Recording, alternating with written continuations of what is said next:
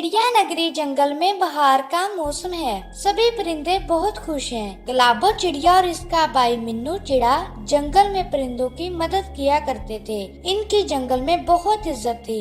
वहीं पर एक जादूगर उल्लू रहता था जो गुलाबो चिड़िया और मिन्नू चिड़े से हसद करता था। तभी गुलाबो चिड़िया कहती है, मिन्नू आज जल्दी नाश्ता कर लो, हमने ज्यादा दूर जाना है। चिड़िया नगरी से बाहर हमने नई जगह तलाश करनी है। वहाँ पर भी हम अपना घर बनाएंगे और दूसरे मुसाफिरों को रहने के लिए जगह देंगे। मिन्नू चिड़ा कहता है, हाँ हम जरूर जाएंगे। मैंने एक जगह के बारे में सुना था जो पहाड़ी की दूसरी तरफ है। वहाँ पर बहुत फल वाले पेड़ हैं और रहने के लिए जगह भी अच्छी है। गुलाबो चिड़िया और मिन्नू चिड़ा नई जगह की खोज में पहाड़ की दूसरी तरफ जंगल में जा रहे थे तो रास्ते में इन्हें मक्कू राजा मिल गया जो बहुत ऊंचाई पर उड़ रहा था। मिन्नू चिड़े ने मक्कू राजे को देखा तो उसके पास चला गया। मिन्नू चिड़ा मक्कू राजे से कहता है, मक्कू राजा आप इतना ऊंचा कैसे उड़ते हैं? मुझे भी सिखाएं, मैं भी ऊपर ऊंचा उड़ना चाहता हूँ। मक्कू राजा कहता है, मिन्नू उड़ने का मतलब सिर्फ अपने परों को फड़फड़ाना नहीं बल्कि चीजों को गौर से देखना और इनकी खोज करना है और इनका एहतराम करना है। अगर तुम ये कर सकते हो तो तुम खुद ही ऊंचा उड़ने लग जाओगे।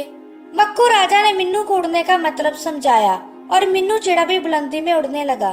तभी मिन्नू कहता है, अरे वाह मक्कू राजा आपका बहुत शुक्रिया, मैं भी ऊंचा उड़ने लग गया हूँ। फिर मिन्नू चिड़ा वापस गुलाबो चिड़िया के पास आ गया। गुलाबो चिड़िया से मिन्नू कहता है, गुलाबो दीदी, मक्कू राजा ने मुझे आज उड़ने का मतलब समझा दिया है। मैं बहुत ऊंचा उड़ सकता हूँ। देखो मैं आसमान का बादशाह बन गया हूँ। वो देखो मैं पहाड़ी के दूसरी तरफ देख पा रहा हूँ। गुलाबो चिड़िया कहती है, अरे मिन्नू ये तो अच्छी बात है कि तुमने ऊंचा उड़ना सीख लिया, लेकिन कभी गुरूर मत करना। गुलाबो चिड़िया और मिन्नू चिड़ा पहाड़ी के पार वाले जंगल में पहुंच गए। दूसरी तरफ जादूगर उल्लू ने खतरनाक जड़ी बूटियों से एक जादू वाली दवा तैयार की थी। इसमें जादू का पत्थर डाला। जादूगर उल्लू ने वो दवाई चिड़िया नगरी में दरख्तों पर लगा दी।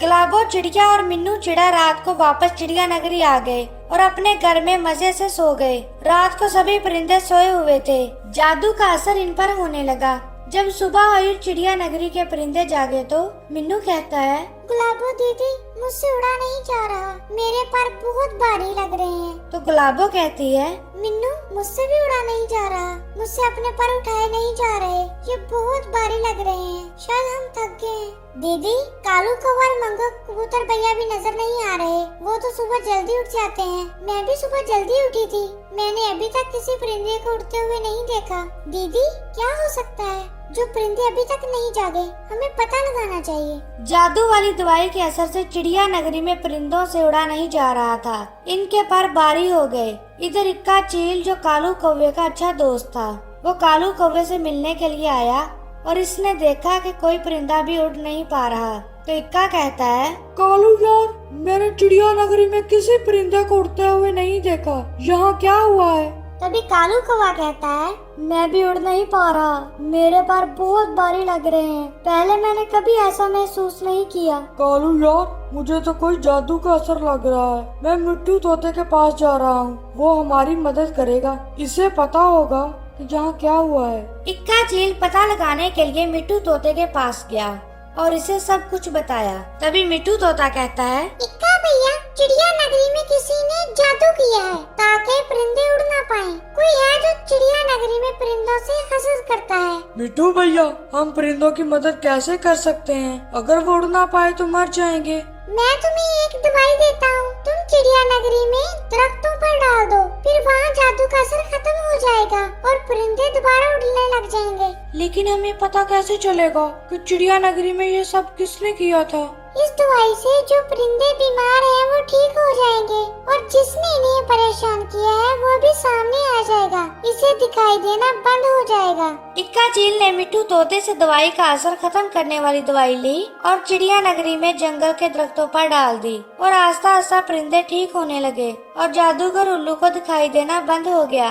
इक्का चील को पता चल गया कि उल्लू देख नहीं पा रहा तो इसने उल्लू को पकड़ लिया। तभी इक्का उल्लू से कहता है, उल्लू हमें पता चल गया है कि तुमने जंगल में अपने जादुई खेल खेला है और परिंदों को परेशान किया है। अब बताओ तुमने ऐसा क्यों किया? मैं कुछ नहीं जानता, तुम क्या कह रहे हो? अगर तुम सच नहीं बताओगे तो तुम हमेशा के लिए अंधे होगे, तुम्हें कुछ भी दिखाई नहीं देगा। मुझे माफ कर दो, मैंने ही जादू वाली दवाई तैयार की और दरख्तों पर डाल दी। मैं गुलाबो चिड़िया और मिन्नू चिड़े से हसद करता था। इन्हें सबक सिखाने के लिए मैंने ये सब किया, लेकिन मैं भूल गया था कि इससे दूसरे परिंदे भी उड़ नहीं पाएंगे। मुझे अपनी गलती का एहसास हो गया है, मुझे माफ कर दो। तुम्हारी यही सजा है कि तुम अब अंधे रहो। मुझे माफ कर दें, मैं अपने किए पर बहुत शर्मिंदा हूँ। अगर मैं अंधा रहा तो मैं भूखा मर जाऊंगा। तुम्हें यह खाना दिया जाएगा, तुम हमेशा के लिए अंधे रहोगे ताकि दोबारा अपने गंदे खेल ना खेल सको। उल्लू को कैदी बना लिया जाता है। जादूगर उल्लू को अपने किए की सजा मिल गई। वो हमेशा के लिए अंधा हो गया और इसका हसद इसे ले डूबा। दोस्तों, कहानी कैसी लगी कमेंट करके बताएं और चैनल को सब्सक्राइब करें।